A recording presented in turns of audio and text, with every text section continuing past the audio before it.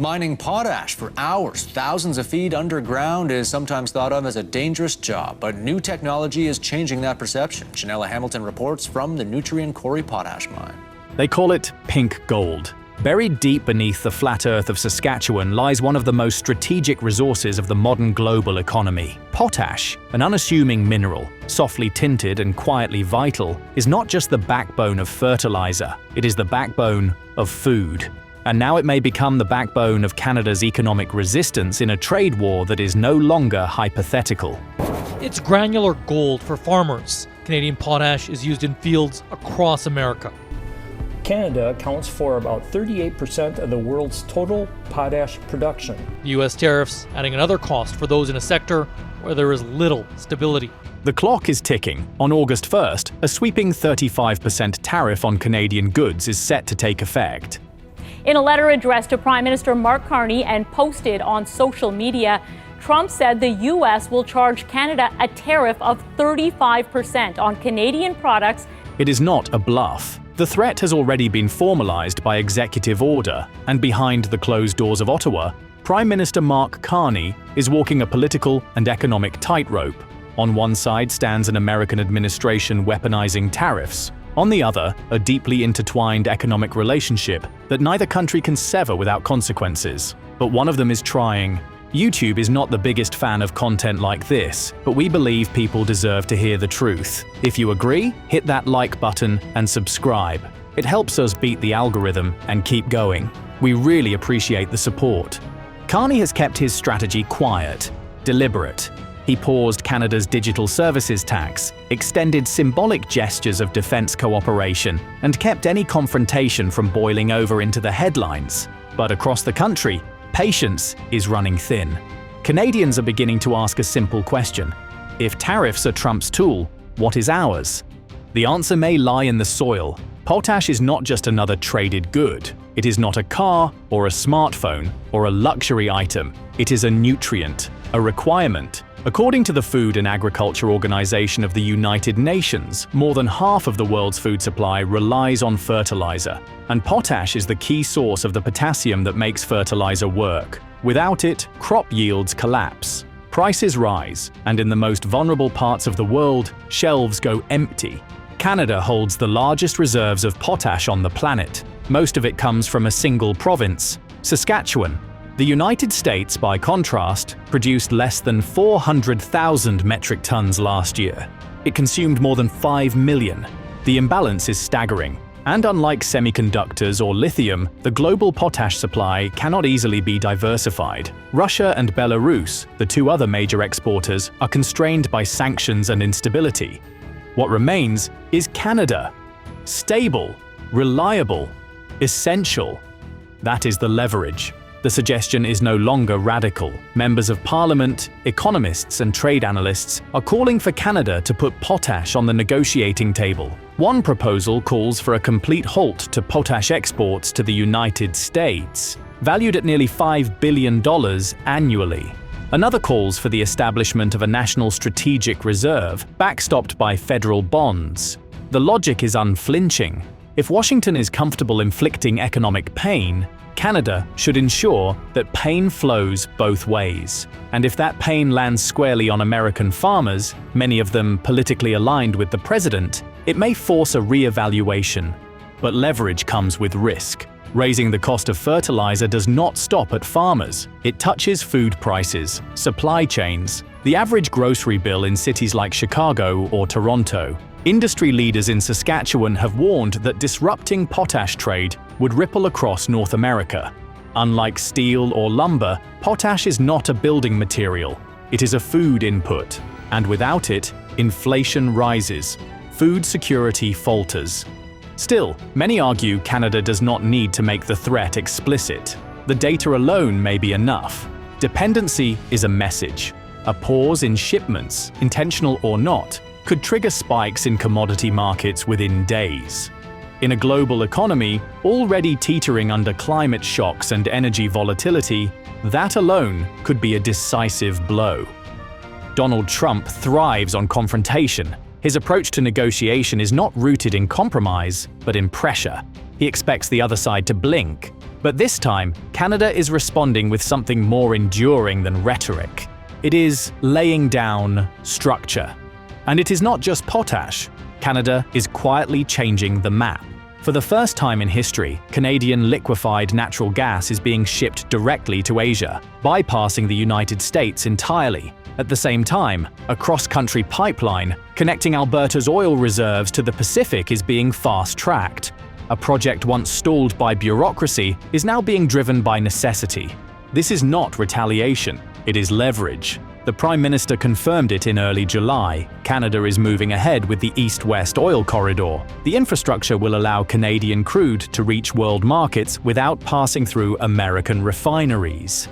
A small shift on paper, an enormous shift in power. For decades, Canada's energy exports have flowed almost entirely south. 97% of its oil and gas still goes to the United States. But that number is beginning to change. In British Columbia, the $40 billion LNG Canada project has now shipped its first cargo. The capacity is staggering, 14 million tons annually, with the potential to double. Suddenly, Canada is no longer just a regional energy exporter. It is a player in the global market. Asia accounts for over 70% of global LNG demand. Countries like Japan, South Korea, and China are phasing out coal. They need natural gas, desperately. And Canada, with its Pacific access, has a geographic advantage. A tanker from British Columbia reaches Asian ports in half the time it takes from the Gulf Coast of the United States. That means lower costs, faster delivery, and more consistent contracts. It also means something else: optionality. The entire North American energy balance is shifting, and that has consequences. American refiners rely on Canadian crude, especially in the Midwest and the Northeast, where supply alternatives are limited. If Canadian shipments decline or divert, those refiners face higher prices. So do consumers. So do industries tied to energy: steel, construction, transportation. The ripple effect of a redirected barrel is not theoretical, it is immediate. And that is the pressure point. The Trump administration has promoted its own energy expansion, most notably the Alaska LNG project. But it is years behind. The pipelines are incomplete, the terminals are delayed, the markets are already moving. By the time American gas reaches Asia, Canadian cargo may already be on its second voyage. None of this happened by accident. Ottawa is not reacting with slogans, it is responding with engineering. And it is not just energy. Steel, too, is being restructured. When President Trump raised tariffs on Canadian steel to 50% in early June, the effect was instant. Absolutely. Well, thank you for having me today. And with the deal and with what President Trump announced on Friday of raising the tariffs to 50%, export volumes collapsed, jobs were lost. Foundries and mills from Ontario to Nova Scotia faced sudden cutbacks. But the Canadian government did not answer with proportional tariffs. It answered with insulation. Beginning this month, strict tariff rate quotas will take effect. For countries without a free trade agreement, imports will be capped at 50% of their 2024 volumes. Anything above that will face a 50% levy. Post a short time ago, upping that number to 50% specifically for Canada. On aluminum alone, that could be hugely consequential. The U.S. imports. For allied trading partners, the cap rises to 100%, but the penalties remain. More targeted restrictions will hit Chinese-origin steel, including products finished elsewhere but sourced from Chinese steel mills. One exception stands: American steel remains exempt under existing COSMA terms. This is not retaliation, it is realignment. For decades, Canada has been one of the most open steel markets in the world. Nearly 2/3 of its consumption came from imports. Over 90% of its exports flowed to the United States. That model is ending. Instead, the federal government is investing. $1 billion will be allocated through the Strategic Innovation Fund to help Canadian steelmakers modernize, expand production, and develop higher-value products. $70 million will be used to support displaced workers, training, relocation, and income assistance for up to 10,000 employees. An additional $150 million will go to steel-dependent communities. Loan programs will be expanded, interest rates cut, and repayment timelines extended.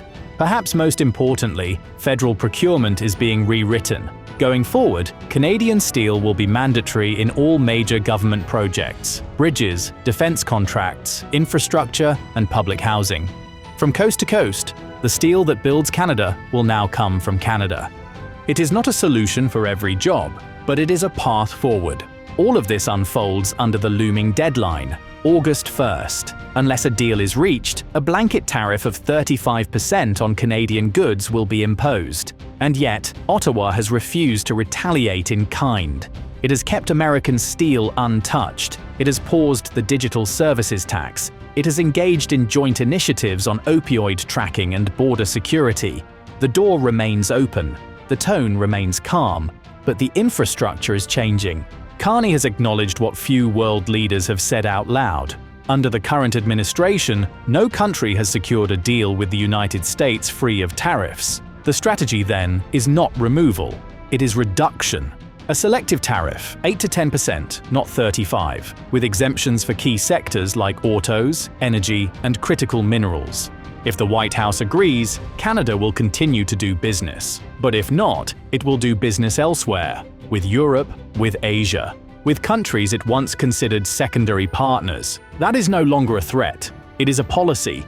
Canada is not just absorbing pressure, it is absorbing lessons. It is building redundancy, optionality, sovereignty.